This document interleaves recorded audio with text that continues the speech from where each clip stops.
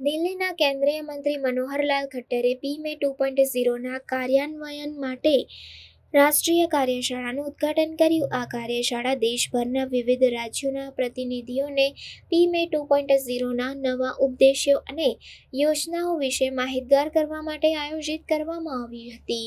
પીમે 2.0નો મુખ્ય ઉદ્દેશ્ય દેશના દરેક નાગરિકને સસ્તું અને સુવિધાજનક ઘર પ્રદાન કરવાનો છે.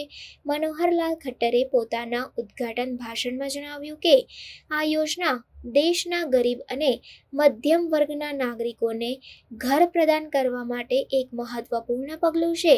આ યોજના હેઠળ અમે વધુને વધુ લોકોને ઘર પ્રદાન કરવા માટે પ્રતિબદ્ધ છીએ. કાર્યશાળામાં વિવિધ રાજ્યોના પ્રતિનિધિઓએ ભાગ લીધો અને તેઓએ પોતાના રાજ્યમાં પીમે 2.0ના કાર્યાન્વયન માટેના પ્રયાસો અને સફળતાઓ વિશે ચર્ચા કરી. આ કાર્યક્રમમાં વિવિધ પ્રસ્તુતિઓ અને ચર્ચાઓ દ્વારા પીમે 2.0ના વિવિધ પાસાઓ પર પ્રકાશ પાડવામાં આવ્યો.